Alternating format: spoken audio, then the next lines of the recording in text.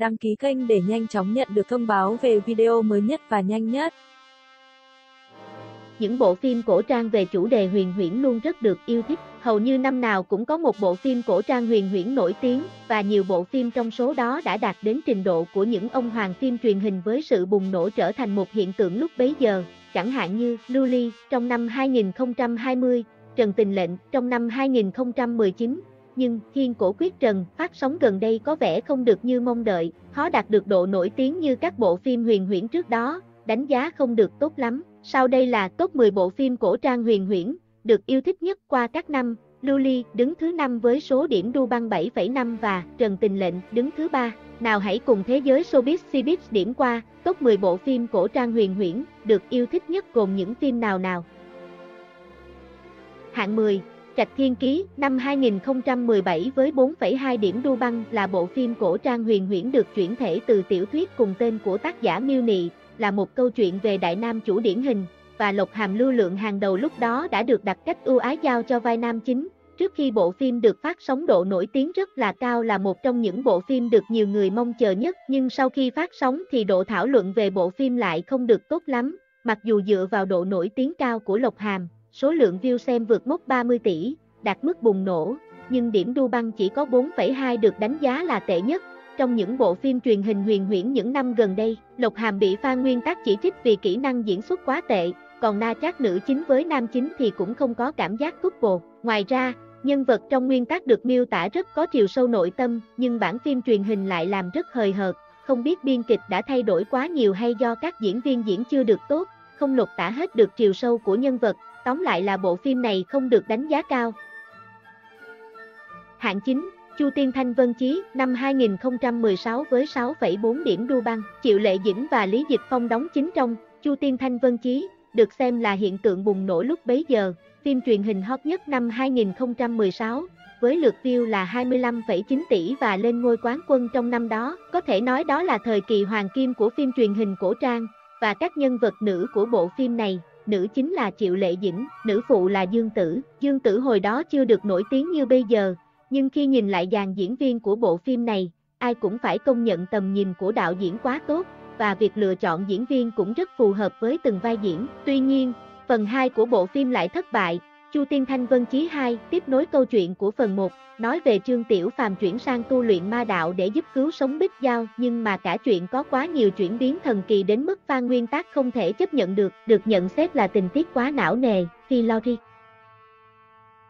Hạng 8. Tam Sinh Tam Thế Thập Lý Đào Hoa năm 2017 với 6,5 điểm đu băng. Tam Sinh Tam Thế Thập Lý Đào Hoa, với sự tham gia của Dương Mịch, đã trở thành phim truyền hình hot nhất năm 2017. Bộ phim đã đẩy chủ đề dòng phim cổ trang huyền huyễn lên đỉnh cao nhất lúc bấy giờ. Lượng phát sóng trên Internet đã vượt mốc 50 tỷ người xem, điều này thật đáng kinh ngạc, trở thành một trong những nhà vô địch có lượt view cao nhất trong dòng phim webdrama. Mặc dù cuốn tiểu thuyết cốt dính líu đến vấn đề đạo văn, nhưng điều đó vẫn không thể ngăn cản mọi người theo dõi bộ phim này. 3-4 năm trước là thời kỳ hoàng kim của phim truyền hình cổ trang huyền huyễn. Dương Mịch và Triệu Lệ Dĩnh lần lượt đóng nhiều phim truyền hình cổ trang huyền huyễn. Sau khi bộ phim này được phát sóng, sự nổi tiếng của Dương Mịch lập tức tăng lên, và Tam Sinh Tam Thế Thập Lý Đào Hoa thực sự đã đưa Dương Mịch lên đỉnh cao và giúp con đường sự nghiệp của cô ấy được rộng mở hơn. Sự nổi tiếng lan truyền ra cả nước ngoài, đồng thời cũng giúp các diễn viên mới trong phim như Địch Lệ Nhiệt Ba và Cao Vĩ Quang cũng được nhiều người biết đến hơn.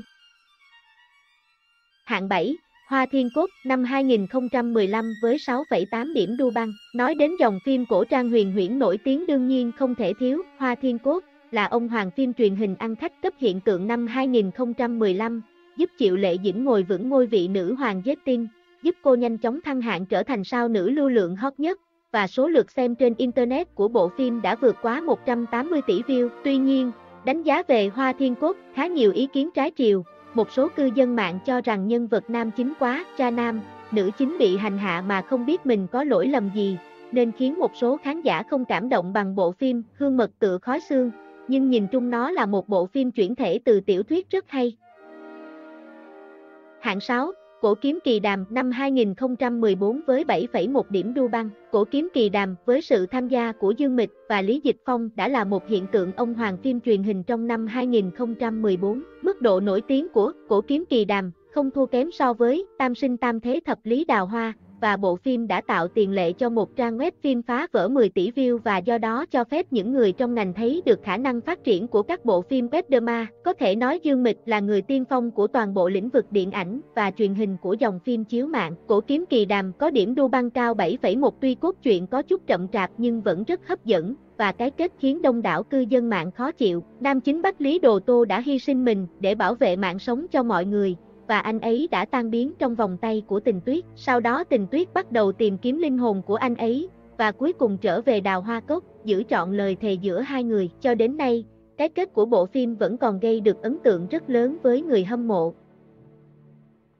Hạng 5, Luli, năm 2020 với 7,5 điểm đu băng. Luli, năm 2020 cũng đã trở thành bộ phim huyền huyễn kinh điển trong tâm trí mọi người. Nó được 7,5 điểm trên đu băng. Bộ phim được chuyển thể từ tiểu thuyết Luli Mỹ Nhân Sát của Thập Tứ Lan. Các fan nguyên tác rất hài lòng với bản chuyển thể của phiên bản truyền hình. Nam chính Thành Nghị được nhận xét đã lột tả được hết tâm trạng, cảm xúc của nhân vật trong nguyên tác tiểu thuyết gốc. Mặc dù nữ chính Viên Băng Nghiên bị phàn nàn về ngoại hình, nhưng cô ấy cũng đã làm rất tốt. Hai người họ còn tạo ra cảm giác couple bùng nổ. Tiết tấu cốt truyện của Luli thoải mái, bối cảnh tình yêu của nam chính thiên tài và nữ chính ngây thơ siêu ngọt ngào. Mỗi tập đều có những điểm nổi bật khiến fan không thể không dõi theo từng tập phim. Cốt truyện cũng rất mượt mà, từng bước dẫn dắt tình cảm của nam nữ chính, và những rắc rối liên quan giữa họ trong 10 kiếp. Căn bản là bộ phim không có dính những lỗi gì quá lớn về nội dung, kỹ xảo, và diễn xuất của diễn viên, và bộ phim cũng siêu ngọt nhưng cũng rất ngược, và nam nữ chính đều rất đẹp. Đây có lẽ là những điểm thu hút được nhiều người xem.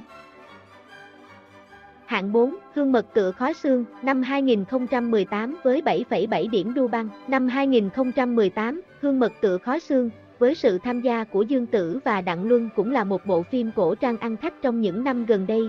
Vì phát sóng gần kề với bộ phim Cung Đấu, Diên Hy Công Lược nên lượng view và thảo luận bị chia sẻ, kéo đi không ít.